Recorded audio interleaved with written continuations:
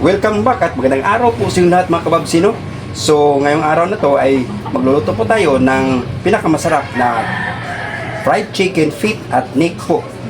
At ituturo ko sa inyo kung paano yung proseso po namin sa paggawa nito na version po namin sa pagluto ng fried chicken feet at neck. So una sa lahat po mga kababsi, itong chicken feet nito at saka chicken neck ay nahugasan na po natin mga kababsi at hiniwaan natin ito sa gitna para mas madali po siyang maluto.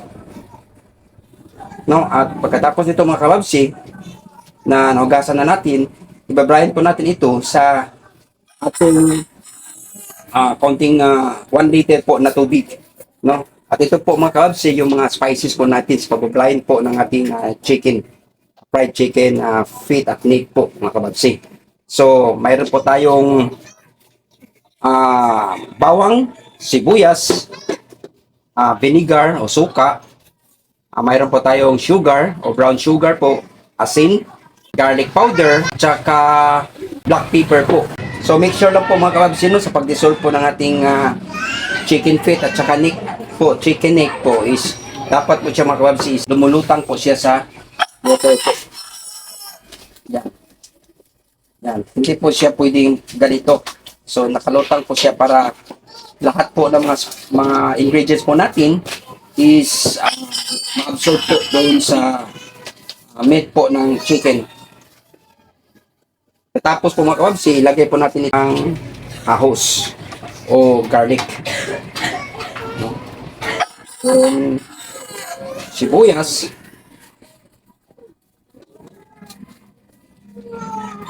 garlic powder at saka black pepper, asin, brown sugar, saka vinegar po mga kababsi. Yan po lang po mga kababsi, no? Yan ito lang po.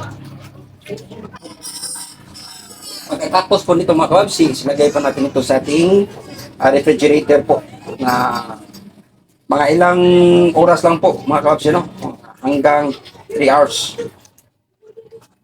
para mag-absorb po yung ingredients po doon sa meat po ng ating chicken. Ito na po mga kababsi, no? At ilagay na natin ito sa ating refrigerator o kung mayroon po kayong freezer na pwede ninyong i-chill po, mas mabuti po siya, or gusto nyong i-magdamag o 24 hours, mas paganda po yung parang siyang mag-marinate po kayo ng chicken po mga kababsi. So hintayin na natin ito mga kababsi hanggang 3 hours po. While waiting po sa pag-fry ng ating chicken feet at neck po mga kababsi, magawa po tayo ng marinated powder po para sa pag-fry po ng ating chicken.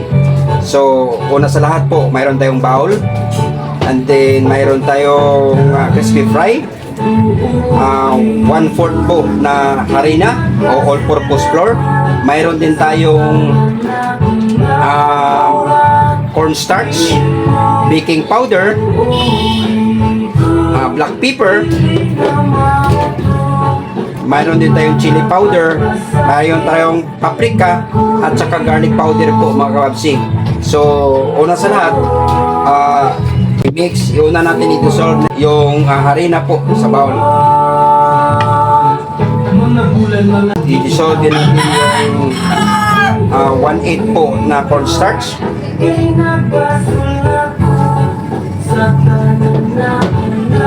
baking powder at saka black pepper,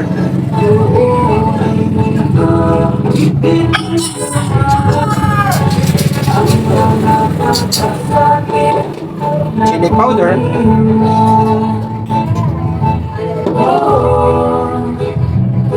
paprika at saka garlic powder.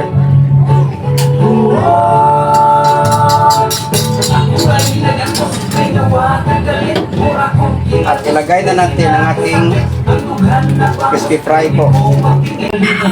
1 pack po siya na crispy fry, yung original po. Then try to mix po. Mix lang natin.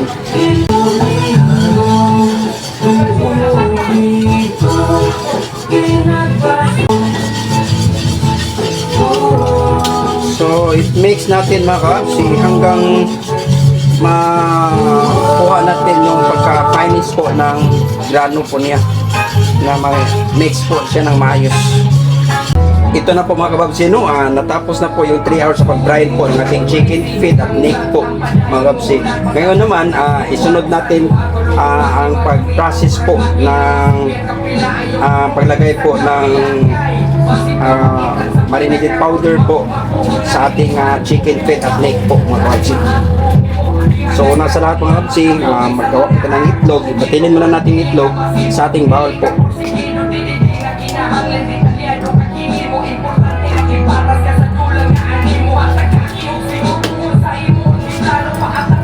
Then, batilan natin itong mga kababsi, no?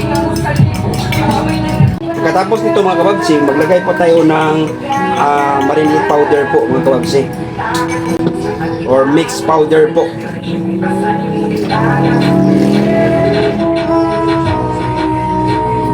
Isang tasa lang po mga kababsi, no? Then, i-mix natin ito ng konti. At lagyan po natin ito ng konting suka po mga kababsi.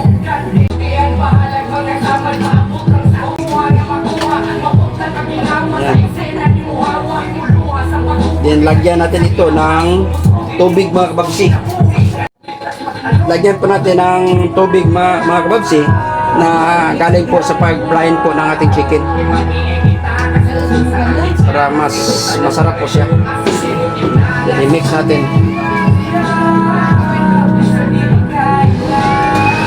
At pagkatapos dito mga kababsi, i-dissolve na natin ang ating chicken dito sa ating ni-mix po na powder. Yan po mga kababsi, no? Mix natin.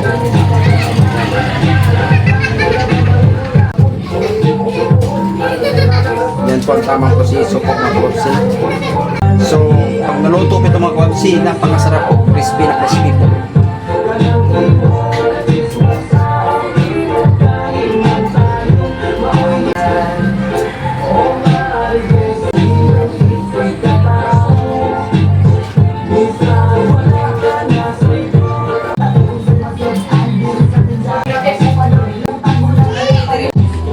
So ito na po mga kababsi, no? So pagkatapos na natin itong lagyan po ng powdered mix po, umpisahan na nito sa pagluluto po. So ito na po mga kababsi, no? Nagpainit na po tayo ng oil po sa ating kawa po mga kababsi, no? Medium heat lang po mga kababsi. Bago natin ilunod yung chicken feet at saka chicken neck po mga kababsi, i-check natin yung oil kung mainit na po ba siya. So, umpisahan na po natin mga kababsi sa pag-deep fry po.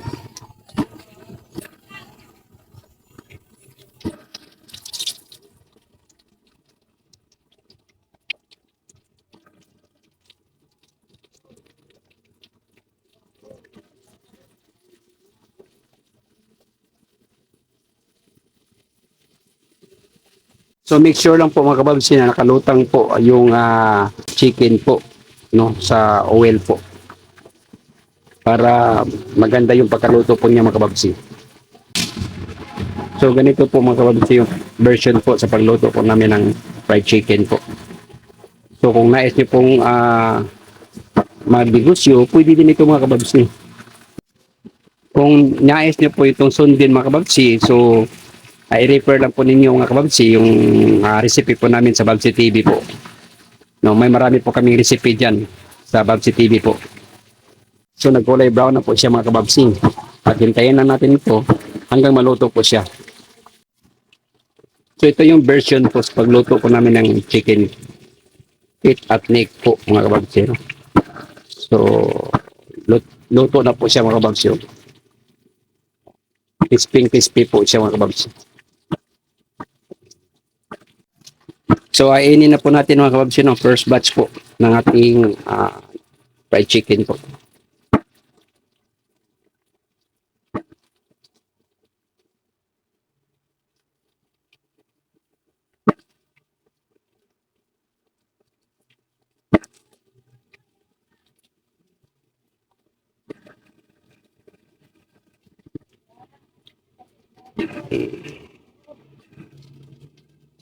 Chicken feet mga kababsi.